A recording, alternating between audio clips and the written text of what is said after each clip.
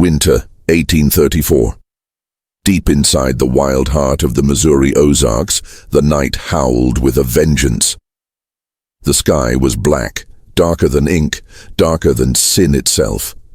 The river roared through the valley, swollen with days of relentless rain. Each gust of icy wind carried the scent of wet earth and decaying leaves, and somewhere in the distance, a scream tore through the night, a scream so sharp, so desperate, it didn't sound human. Atmospheric build-up. The Ozarks in 1834 were not the serene, picturesque mountains we know today.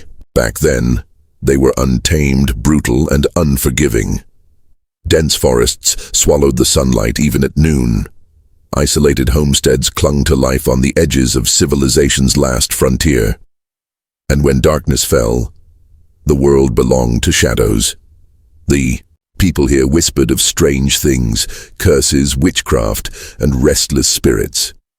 They spoke of the Hoffman Estate, a towering wooden mansion perched high above the roaring current river. And at the center of it all, Prudence Hoffman. Introduction. Of Prudence Hoffman, Prudence wasn't like the other women of the Ozarks. Born into wealth, raised on European refinement, she was beautiful, educated, and fiercely independent, traits that set her apart and made her enemies. Some called her blessed, others whispered she was cursed.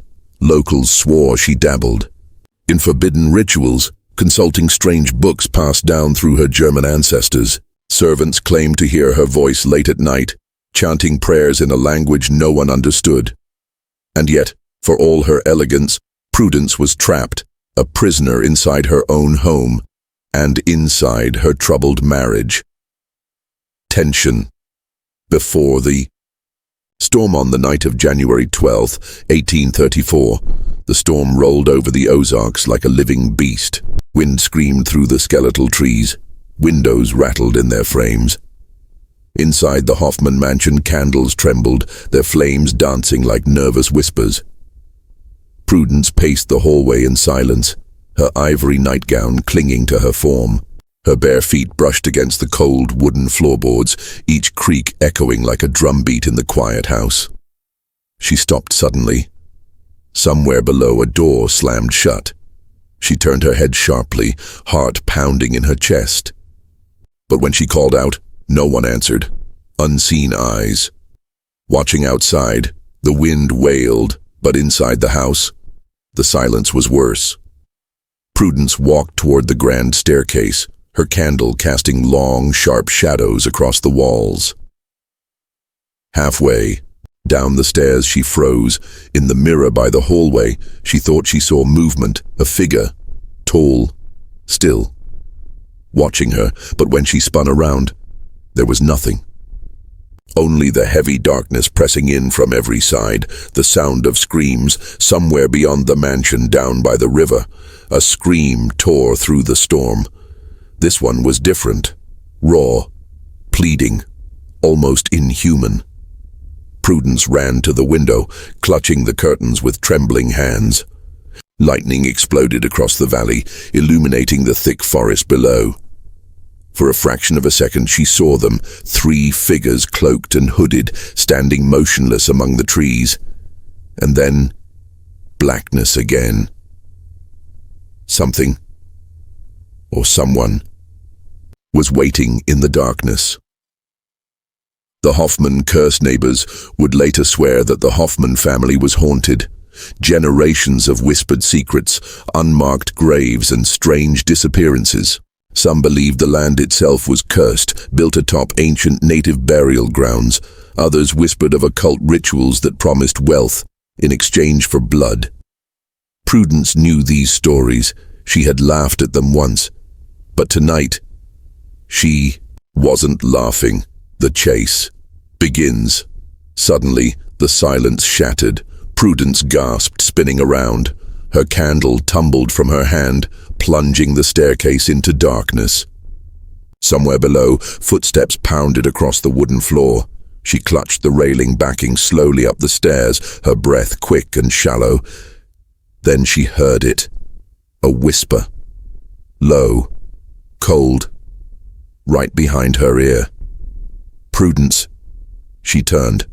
No one was there, but she could feel it. Someone was in the house. Prudence ran, barefoot, down the corridor, her nightgown tearing against jagged splinters of wood. Her heartbeat roared in her ears, drowning out the thunder outside.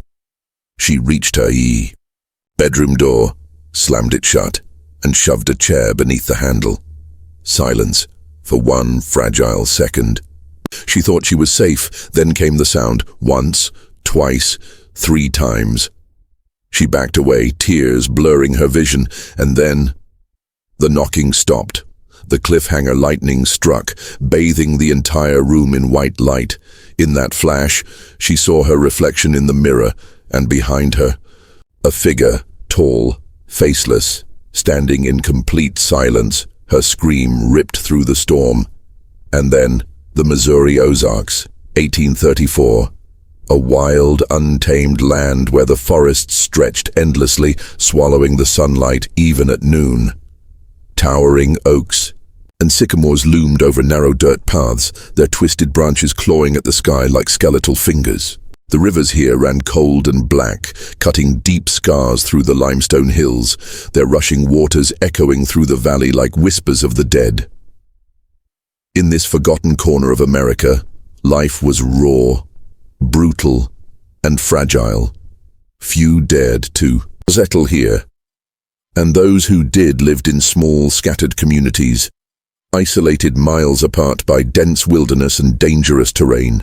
Each homestead stood like a lonely island in a sea of trees, its people clinging to survival with calloused hands and quiet prayers. To outsiders, the Ozarks were unforgiving, but to those who belonged, they were alive, haunted by memories, legends, and something older than time itself. The winters were long and merciless. Nights swallowed the land whole, leaving only the distant howl of wolves and the creaking of ancient trees in the cold wind. For the people of the valley, darkness wasn't just the absence of light. It was alive, pressing against windows and doors, carrying secrets from centuries past. And in 1834, there was one secret no one dared to speak of after sundown: the Hoffman Estate. The Hoffman family was different from the rest. Where most settlers built simple log cabins, the Hoffmans constructed a towering mansion on the highest ridge overlooking the current river. From below, its dark silhouette seemed to pierce the clouds, a wooden skeleton surrounded by endless wilderness. To the townsfolk, the house was more than a home. It was a warning. People whispered that the Hoffmans had brought something with them when they came from Germany decades earlier. Old books, forbidden knowledge, secrets better left buried. The elders said the land beneath the mansion was cursed, once belonging to an ancient native burial ground disturbed by European settlers. Strange accidents had plagued the area ever since: unexplained fires, missing livestock, children vanishing without a trace. And somehow the Hoffmans were always close to the whispers, though nothing was ever proven. Superstition was woven into the lives of the valley folk. They nailed horseshoes above their doors, burned bundles of sage, and left offerings at the edge of the forest on certain nights when the moon was full and pale. But they also watched one another carefully, because in the Ozarks, suspicion was survival. Neighbors were quick to judge and quicker to gossip. And when Prudence Hoffman, the young and beautiful wife of Charles Hoffman, began attracting rumors, the entire valley listened. They said Prudence walked through the woods at night carrying a lantern, speaking softly in a language no one recognized. They claimed she wore a necklace carved from human bone, though no one had ever seen it up close. Some swore she could heal the sick, others believed she could summon the dead. None of it was ever proven, yet in a place where superstition ruled stronger than law, belief was enough to draw fear like blood draws wolves. In the small town square of Birch Hollow, where traders came once a month with supplies and news, Prudence's name was often spoken in hushed tones. A group of women whispered at the well, clutching their shawls tightly around their shoulders. "She's not like us," one would say. "That family ain't right," another would reply. The men, too, muttered over their mugs in the tavern, swapping theories about rituals and curses over the crackle of the hearth fire. No one confronted the Hoffmans directly, but no one ever turned their back to them either. There were other stories, darker ones, that no one told aloud, but everyone knew. Tales of an old family feud stretching back to Europe, of blood debts and secret oaths sworn in candle-lit rooms. There was talk of a journal locked deep within the Hoffman mansion, its pages filled with strange diagrams, occult symbols, and instructions for ceremonies meant to bind the living and the dead. Servants came and went from the estate, often leaving after only weeks of employment, pale and silent, refusing to speak of what they'd seen inside. Some locals believed Prudence was the victim, trapped in a loveless marriage, surrounded by strange rituals she didn't understand. Others believed she was the center of it all, the one pulling invisible strings, a woman who smiled sweetly by day but prayed to darker gods by night. Whatever the truth, by the winter of 1834, the entire valley carried an unspoken tension as, though everyone sensed something terrible was coming. The forest itself seemed to know. Hunters reported finding strange markings carved into tree trunks, symbols older than the settlement itself. Deer carcasses were discovered, drained of blood, their bodies arranged in eerie circles deep in the woods. On certain nights, strange lights were seen moving through the trees, too large for fireflies, too silent for torches. And when the wind carried just right, people claimed they could hear voices, not whispers, but chants, rising from the direction of the Hoffman Ridge. Life in the valley was already hard enough. Disease, starvation, and the constant threat of wild predators. But fear of the unseen weighed heavier than any hunger. Children were told not to wander near the Hoffman lands, and those who disobeyed returned pale-faced and trembling, swearing they'd heard a woman's laughter echoing in the woods when no one was there. The church tried to calm the growing hysteria, but whispers spread faster than sermons. Reverend Elias Carter, the only preacher for miles, delivered fiery warnings about sin and damnation, hinting darkly that certain families had invited the devil into their homes. Though he never named the Hoffmans directly, everyone knew who he meant. By the time the new year of 1834 arrived, a strange heaviness hung over the Missouri Ozarks like a storm waiting to break. The nights grew longer, the winds colder, and an unnatural stillness seemed to settle on the land. Even the wildlife behaved differently. The crows stopped gathering near the riverbanks. Wolves howled but would not cross certain trails. It was as though the valley itself was holding its breath. And yet inside the towering walls of the Hoffman mansion, life continued, at least on the surface. Prudence moved like a phantom through the hallways, her pale face half hidden beneath lace veils, her voice soft and unreadable. Charles Hoffman, her husband, grew increasingly reclusive, rarely seen outside the estate.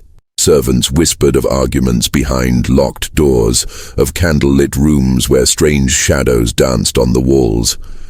No one knew exactly what was happening in that house, but everyone could feel it. The valley, the people, even the earth beneath. Their feet all carried the same dread, as though they were standing on the edge of something vast and terrible. And then came the night when the storm rolled in. The night the screaming began. And the name Prudence Hoffman would be forever carved into the dark folklore of the Missouri Ozarks. The Hoffman Estate stood like a silent sentinel on the highest ridge of the Missouri Ozarks, towering above the valley below, built from blackened oak and riverstone. The mansion was a creation of shadows and whispers, its sharp gables cutting against the sky like jagged teeth. To the locals, it was less a home and more a warning, a place where sunlight seemed to avoid the windows, where laughter never carried beyond the walls. The approach to the estate was long and narrow, a winding dirt path swallowed by dense pines and crooked sycamores. Travelers said the air grew colder the closer you came, as though the earth itself resisted your presence. At night, the windows of the mansion glowed faintly with candlelight, but the light was pale, ghost-like, never warm. Inside, the house breathed silence. Its vast hallways stretched endlessly, lined with portraits of stern-faced ancestors whose painted eyes seemed to follow every movement. Dust clung to their gilded frames, yet their gazes remained sharp, watching, judging. The air was heavy, thick with the scent of old wood, wax, and something faintly metallic. Something like dried blood. The main hall was grand but oppressive, its high ceilings supported by carved beams etched with strange patterns. Symbols the servants whispered were not decorative at all, but protective wards brought over from Europe. At its center hung an enormous chandelier of black iron and crystal, yet few candles were ever lit. Shadows ruled this place. Prudence Hoffman drifted through these halls like a ghost, her pale silks whispering against the floorboards. She moved with a strange stillness, her expression unreadable, her footsteps soft but deliberate. Those who saw her closely claimed there was something different about her eyes, too sharp, too knowing, as though she carried secrets she could never share. The servants avoided her gaze when they passed. There were 6 in total. Martha, the housekeeper, Elias, the butler, 2 young maids, Ruth and Agnes, and a pair of stable hands, Thomas and Jonah. They whispered constantly when Prudence wasn't within earshot, trading scraps of overheard conversations and strange discoveries, doors that opened to locked rooms, whispers in empty corridors, flickering candlelight in abandoned attics. It was Martha, the oldest of them, who warned the newcomers. "Never go near the east wing," she told them in hushed tones by the kitchen hearth. "And never, under any circumstance, open a door you haven't been told to open." The east wing was the heart of the mansion's secrets. Its hallways were lined with locked doors, their iron handles cold to the touch. Behind one of those doors, it was said, lay the forbidden basement, a place few had ever seen and none dared speak of.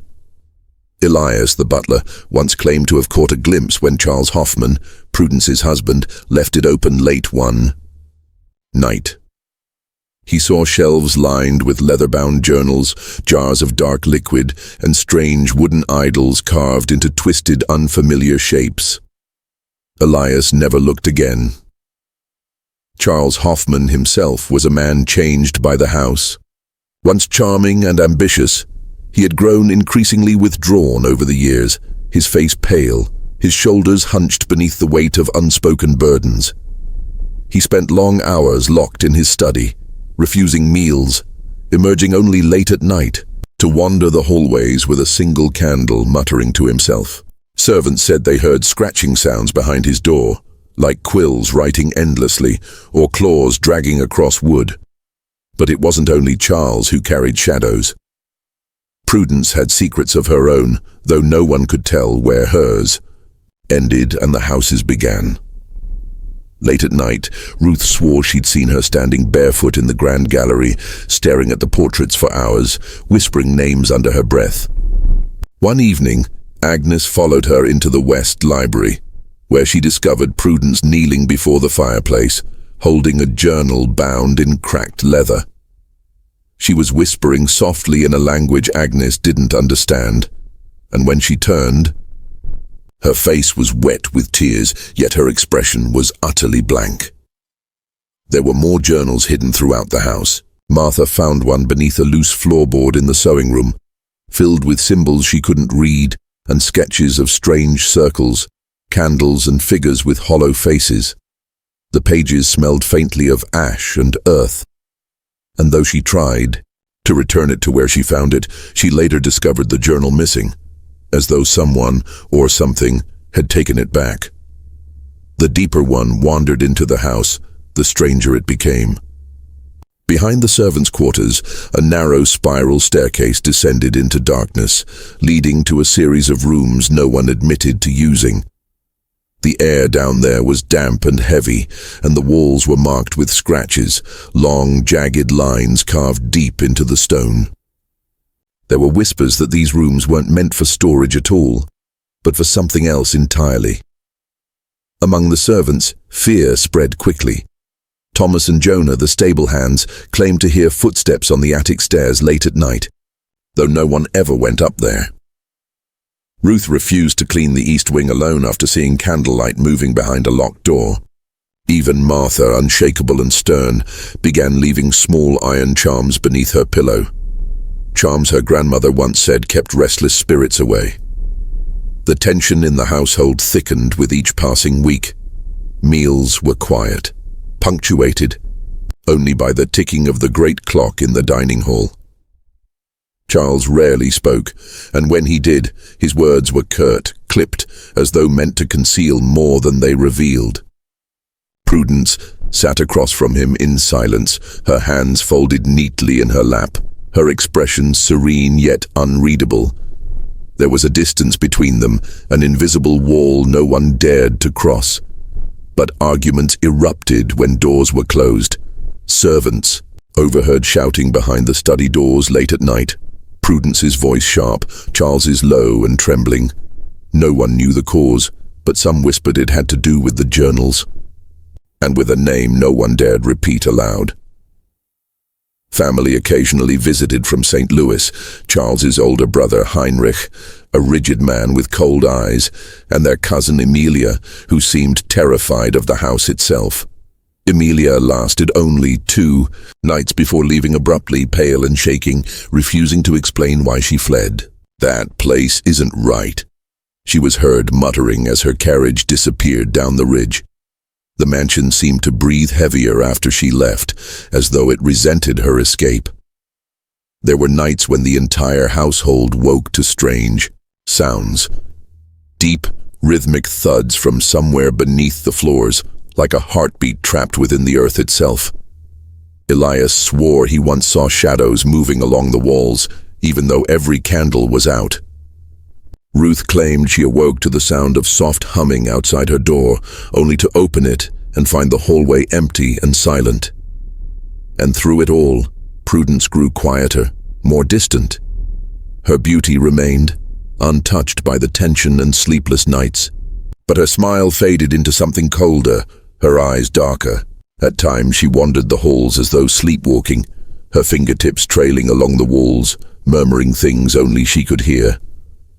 Whatever secrets the Hoffman Estate held, they were tightening around its inhabitants like a noose.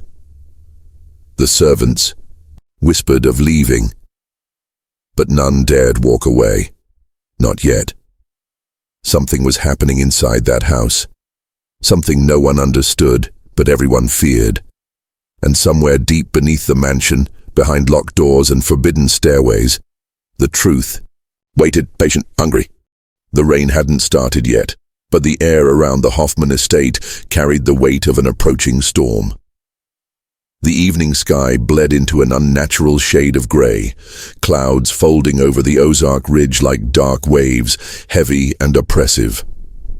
Inside the mansion, the servants moved in tense silence, preparing for dinner, as though each motion carried consequence.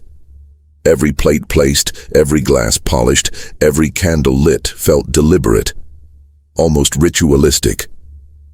The dining hall had been prepared with meticulous care. A long mahogany table stretched from one end to the other, polished to a deep sheen, its surface reflecting the dim candlelight from the grand chandelier above. Shadows clung to the corners of the room like uninvited guests, whispering in the silence. 6 places were set at the table, 1 fewer than usual. Charles Hoffman sat at the head, dressed in his dark evening coat, his shoulders stiff, his jaw clenched. He hadn't spoken much all day, locking himself in his study until moments before supper. The candlelight carved deep lines into his face, exaggerating the hollows beneath his eyes. Prudence sat at the far end, her ivory dress immaculate, her expression serene but unreadable. She held herself with perfect composure, yet something in her gaze felt distant, as though her thoughts wandered somewhere far from the room. Between them sat Charles' brother Heinrich, a rigid man with cold blue eyes and a presence that silenced conversation wherever he went. To his right sat Emilia, their distant cousin, her pale fingers drumming nervously against the edge of her plate, her gaze darting constantly toward the curtained windows as if she feared what lay beyond. On either side of the room, the servants moved quietly, heads bowed. Martha, the housekeeper near the hearth, Elias, the butler, refilling wine. Ruth and Agnes standing still near the wall, waiting for instruction. The crackling of the fireplace was the only sound for several minutes. When Charles finally spoke, his voice was low, deliberate. "It seems," he said, cutting into the silence, "we may have a visitor tomorrow." He didn't explain further. He didn't need to. Everyone at the table shifted slightly, exchanging quick, wary glances. Prudence's fingers tightened around the stem of her wineglass, but she said nothing. Emilia stopped drumming her fingers and folded her hands in her lap, her knuckles pale. Heinrich frowned. "A visitor?" Charles's gaze flicked toward him briefly before returning to his plate. "A man from St. Louis says he wishes to discuss certain matters regarding the estate." Prudence finally spoke then, her voice soft, almost melodic, yet carrying an edge that pricked the silence. "Matters regarding the estate," she repeated slowly, tasting the words, "or matters regarding us?" Charles didn't answer. Somewhere near the doorway, Elias shifted uncomfortably, as though he'd heard this conversation before and wanted no part of it. The tension at the table thickened like smoke, curling between every pause, every stolen glance. Halfway through the meal, the candles flickered as a sharp gust of wind rattled the windows. Emilia flinched, dropping her fork, the sound loud against the silence. Heinrich sighed impatiently, muttering something under his breath in German, but Charles cut him off sharply. "Not tonight." Prudence turned her head slightly, studying her husband with those unreadable eyes. She seemed to be waiting for something, a word, a confession, perhaps even a threat. Martha, standing quietly behind Prudence's chair, reached forward to refill her glass. As she leaned close, she whispered, barely audible, "She shouldn't have angered them." Prudence froze, her hand halting mid-motion, her gaze cutting sharply toward the housekeeper.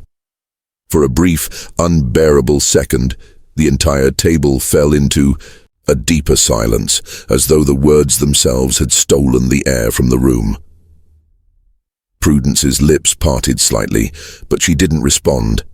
Instead, she slowly set her glass down, fingers trembling almost imperceptibly, then resumed eating as though nothing had been said.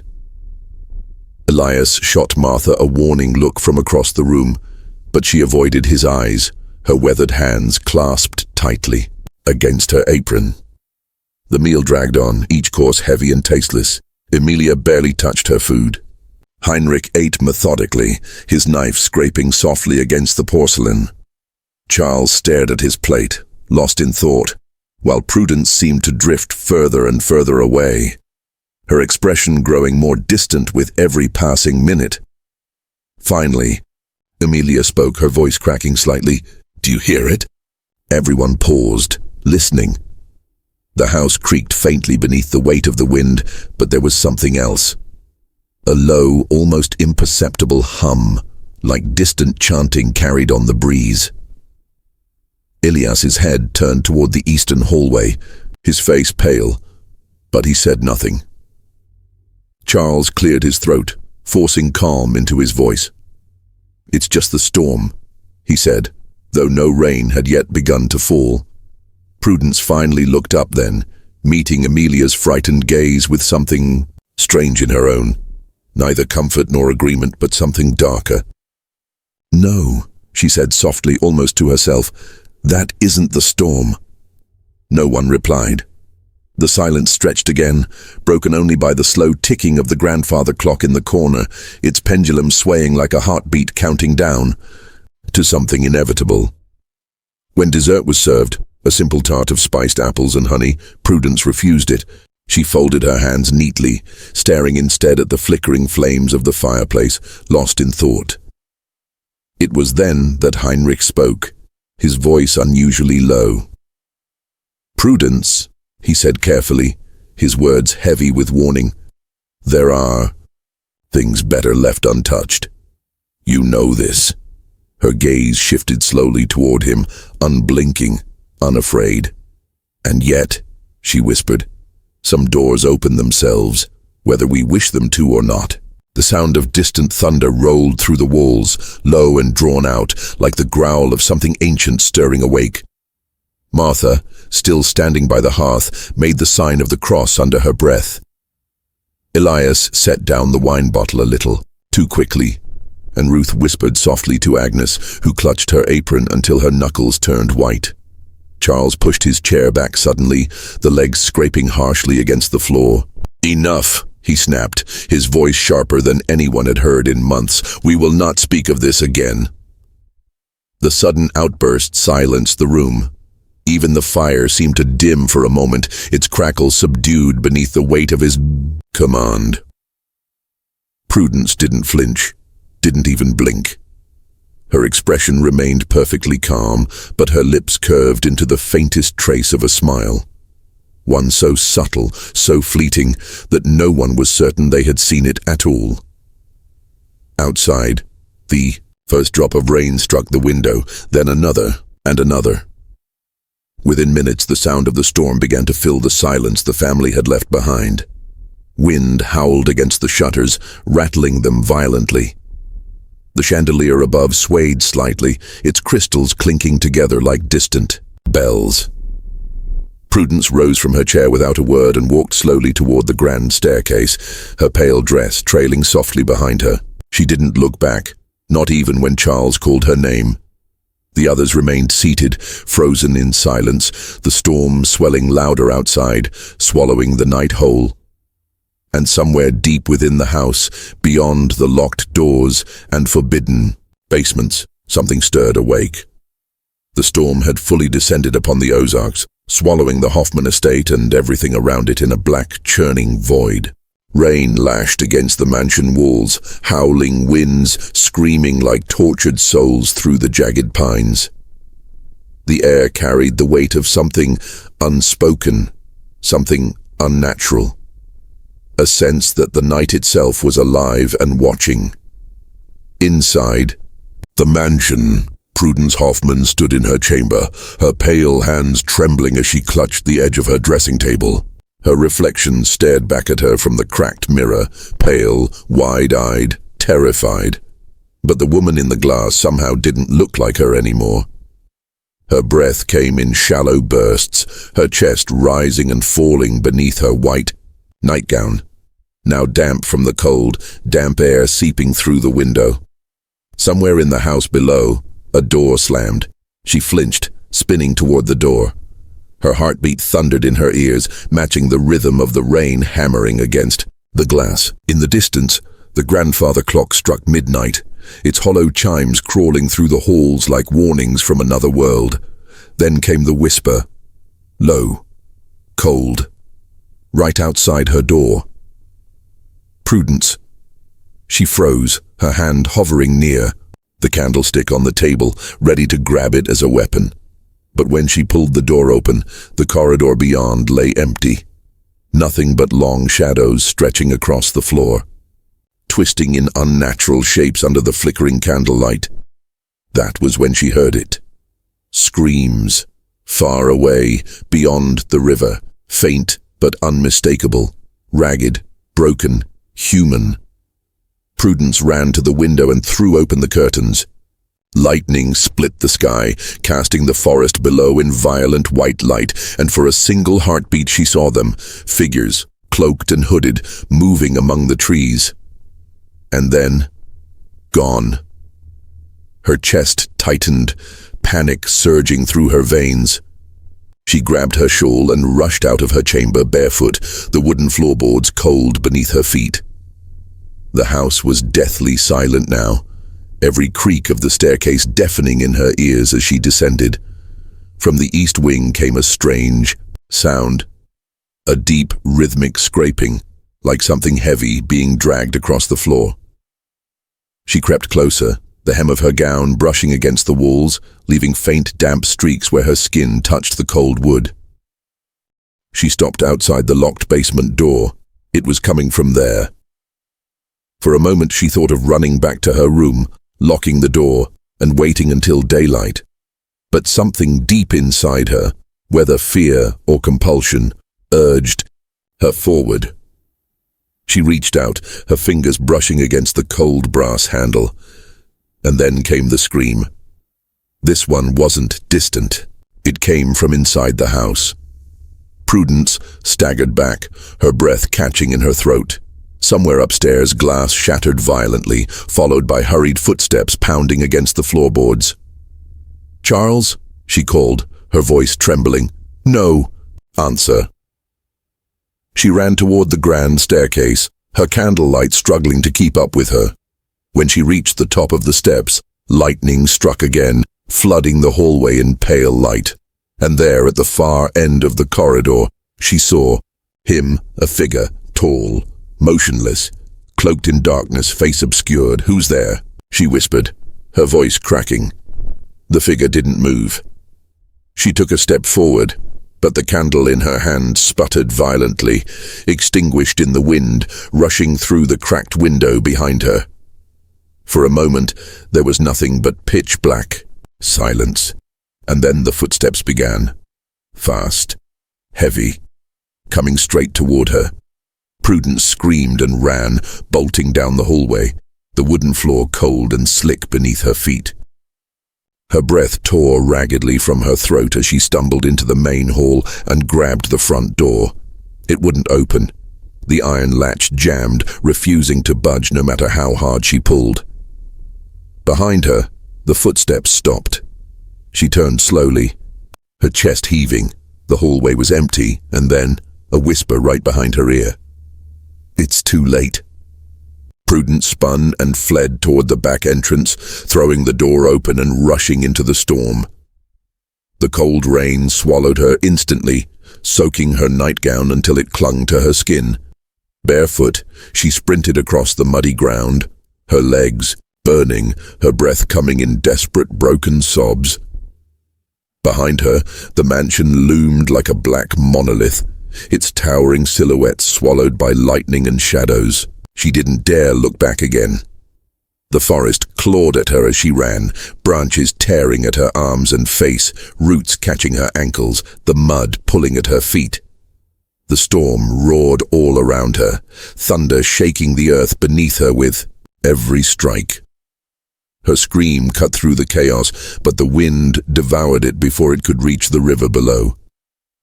Somewhere in the distance, a strange sound rose above the storm, a low, guttural hum, almost like chanting. She stumbled to a halt, chest heaving, scanning the trees desperately. Then she saw them. Symbols carved into the trunks, glowing faintly in the flashes of lightning. Strange, intricate markings she had never seen before, spiraling like serpents, coiled around invisible power. Her shaking hand reached out to touch one of them, but the bark beneath her fingers felt warm, as though alive. And then came the figures, 3 of them, hooded, silent, emerging from the shadows between the trees. Prudence backed away slowly, her soaked nightgown trailing in the mud, her feet slipping as she stumbled. "Stay away from me," she screamed, her voice nearly lost in the roar of the storm. The cloaked figures didn't move closer, but they didn't retreat either. They stood in absolute stillness, faces hidden, watching her. And then, without warning, the chanting grew, louder. It came from somewhere deeper in the woods, dozens of voices rising in unison, speaking in a language she couldn't understand. Prudence turned and ran again, her lungs burning, tears mixing with rain on her face. Branches whipped against her skin, leaving thin cuts across her arms and cheeks. The chanting grew louder and louder until it felt as though it surrounded her from every direction, closing in. Suddenly the ground gave way beneath her feet. She plunged into the freezing waters of the current river, the current dragging her downstream violently. She surfaced once, gasping for air, but the storm swallowed her scream, and then she saw it. Standing on the opposite bank, illuminated by lightning, a tall, faceless shadow, darker than the night itself, watching her silently. Her voice broke into a single ragged cry before the current pulled her under. By the time the sun rose, her body was found along the riverbank, her skin pale, her fingers stiff with cold. Around her, carved deep into the surrounding trees, were dozens of those strange symbols no one could explain. Witnesses swore they'd seen shadowy figures moving silently through the forest that night, vanishing into the mist before they could be followed. And the Hoffman Estate was never the same again. The storm had passed, but the Hoffman Estate was drowned in a silence heavier than rain.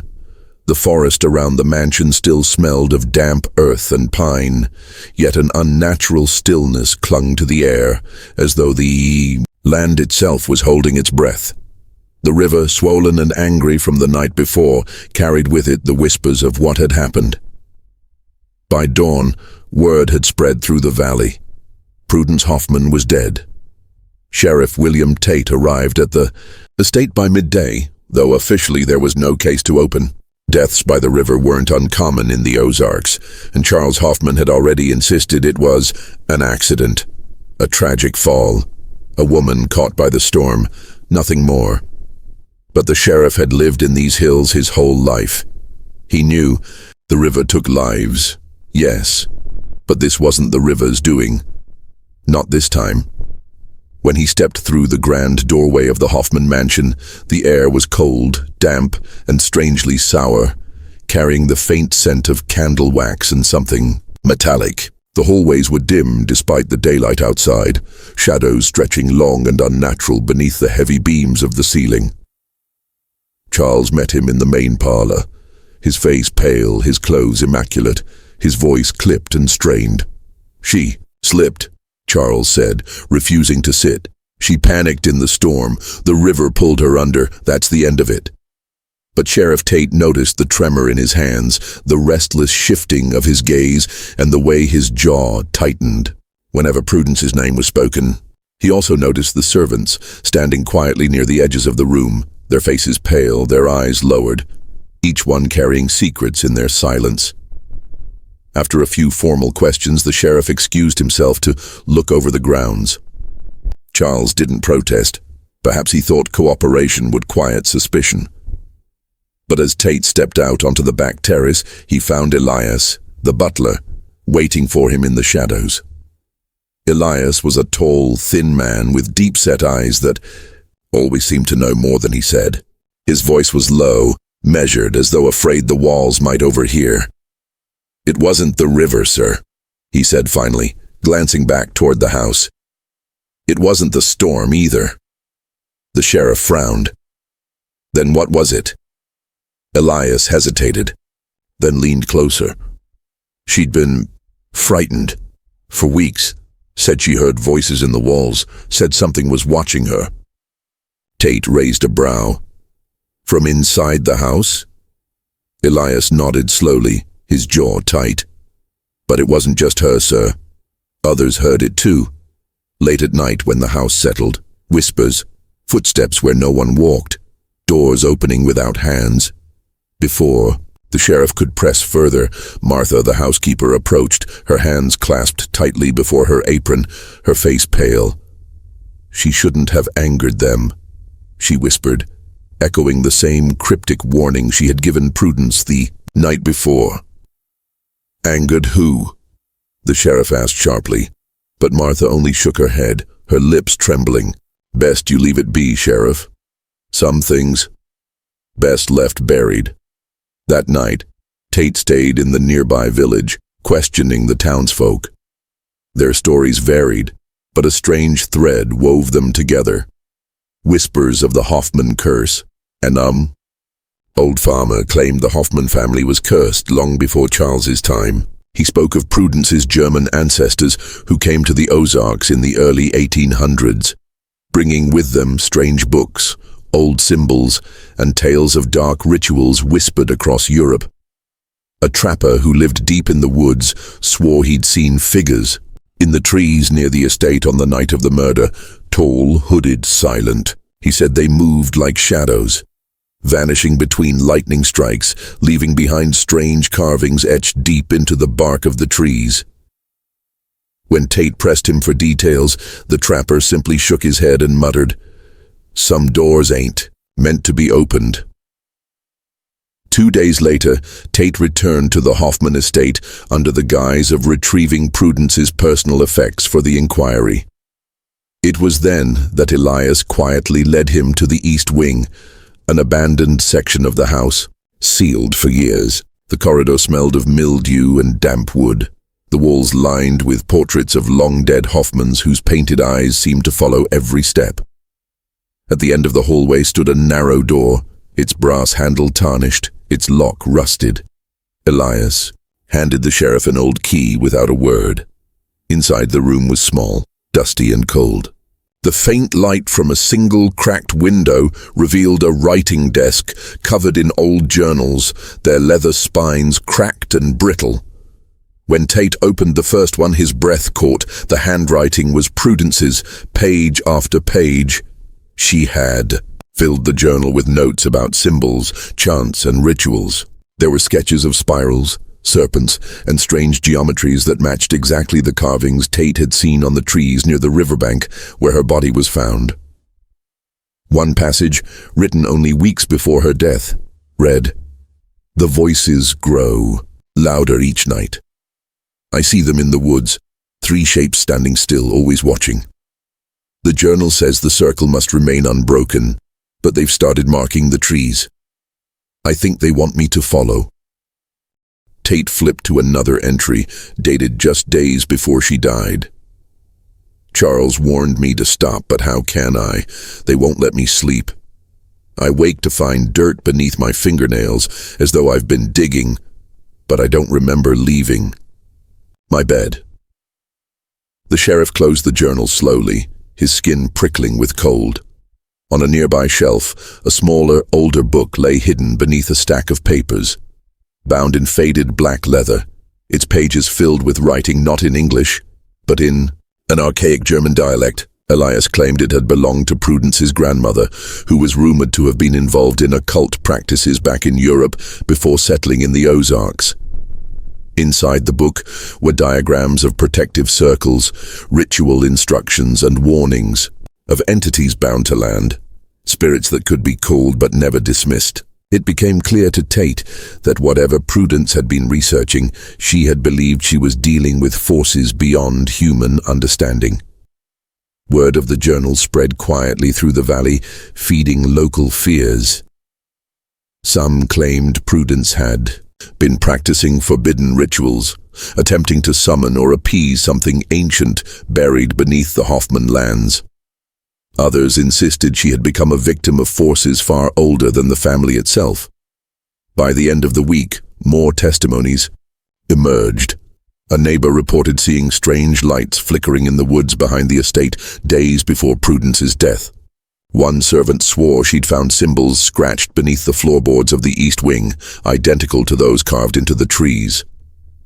Even more disturbing, 2 witnesses, a hunter and his teenage son, swore they saw 3 hooded figures standing on the ridge overlooking the river the night Prudence drowned.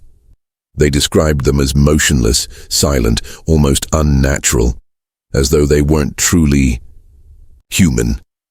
When asked if they could recognize anyone, the boy shook his head but whispered, "They weren't watching her fall, Sheriff. They were waiting for it." By the close of the first week, Sheriff Tate had gathered enough to suspect one thing for certain. Prudence's death was no accident. But the deeper he dug, the more dangerous the inquiry became. Charles Hoffman had grown increasingly hostile, forbidding Tate from returning to the estate and threatening legal action if he persisted. Servants who had spoken too freely suddenly left the property without explanation. Martha disappeared entirely, leaving behind her apron and a single torn page from one of Prudence's journals. The page contained only 3 words, written in hurried ink. "They are here." Tate folded the page carefully and slipped it into his coat. The weight of it felt heavier than paper should. The investigation had only begun, but already shadows were closing in. By the time a week had passed since Prudence Hoffman's death, the Missouri Ozarks had grown restless. It wasn't just the storm-wrecked trees, the swollen riverbanks, or the unnatural silence that settled over the valleys. It was something deeper, something older, as though the land itself had absorbed the tragedy and turned against those who walked it. The villagers whispered about Prudence's spirit, claiming she hadn't found peace. Farmers on the northern ridge spoke of hearing soft, ragged cries floating across the foggy lowlands after midnight, voices carried on winds that shouldn't have reached so far. Hunters swore they'd seen a pale figure near the riverbank at dusk, barefoot and dripping wet, standing motionless among the trees before dissolving into mist when approached. Some dismissed these stories as superstition, others swore by them. But nearly everyone agreed on one thing. The Hoffman Estate and the land it stood on were cursed. Sheriff William Tate sat at the back table of the small tavern in Van Buren that night, listening quietly as the locals shared their stories. A group of old men leaned close over their glasses, their voices low, their faces lit by the flickering glow of a single oil lamp. "They buried her where they shouldn't have," one of them muttered, his voice cracking like dry bark. "Near the river?" another asked. The first man shook his head sharply. "That's no ordinary riverbank. That's sacred ground. Native land, older than any of us, older than the Hoffmans too. They say the bones beneath those trees ain't meant to be disturbed." The tavern fell silent for a moment, the creak of the wooden floorboards beneath passing boots the only sound. Then an elderly woman named Abigail, the oldest living midwife in the valley, her memory stretching back nearly 70 years, spoke from the corner where she sat knitting in silence. "They warned 'em," she said softly, her clouded eyes never leaving her hands. "Long before Charles's daddy built that house, they warned 'em not to dig there, not to turn the soil where the circle stones stand." Tate leaned forward slightly. "What stones?" Abigail's needles paused. Mid-stitch, her voice dropped to a whisper, barely audible. "Markers," she said. "Unmarked to you and me, but not to them. Spirits tied to the land. They say there's an ancient burial circle in the hills behind the Hoffman place. Bones older than white men, older than these forests. Break the circle, you invite the dead to follow you home." A shiver crept up Tate's spine, though he tried not to show it. "And you believe Prudence broke it?"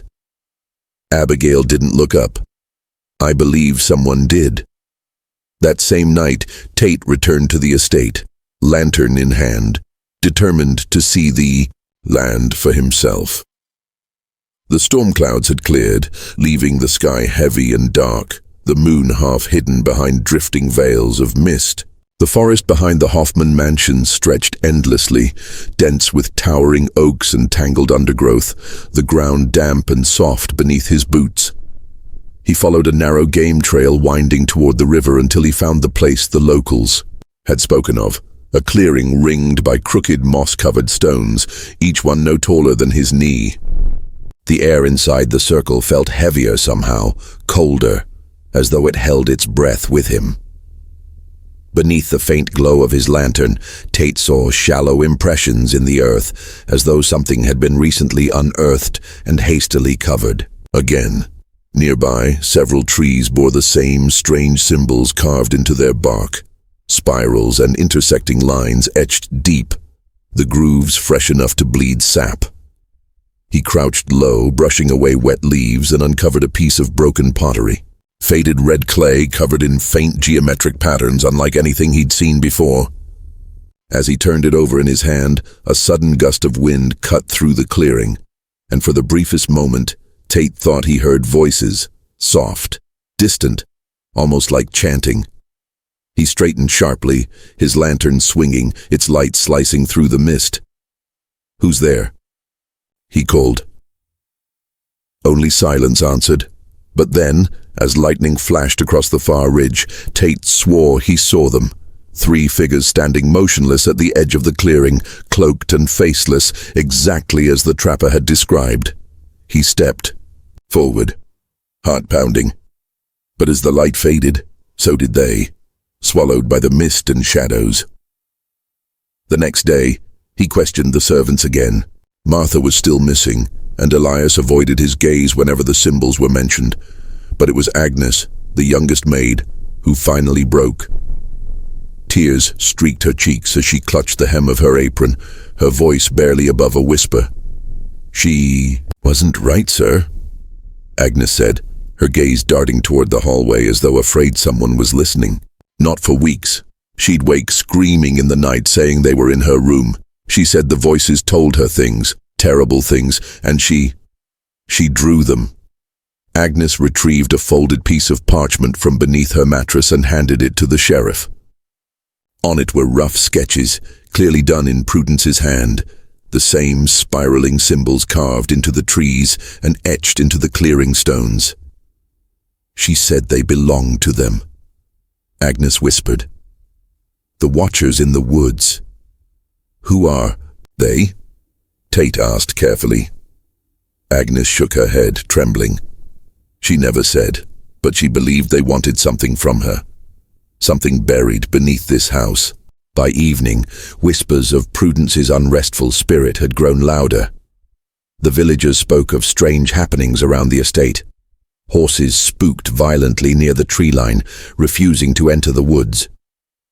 Children claimed to see a pale woman standing in the window of Prudence's chamber, though the shutters had been nailed shut since her death.